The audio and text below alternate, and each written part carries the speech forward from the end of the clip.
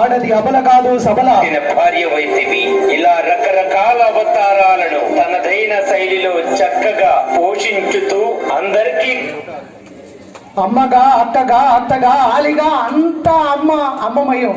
అటువంటి స్త్రీమూర్తిని మనం దైవ స్వరూపునిగా శక్తి స్వరూపునిగా కొలవాలి తప్ప వారిని అనుసారం ప్రయత్నించే కొద్ది ఆ శక్తి స్వరూపుని యొక్క శక్తి ఇంకా ప్రజ్వలిల్లుతుందని ఓ మగువ దృశ్య రూపకం ద్వారా మా విద్యార్థులు తెలియజేశారు.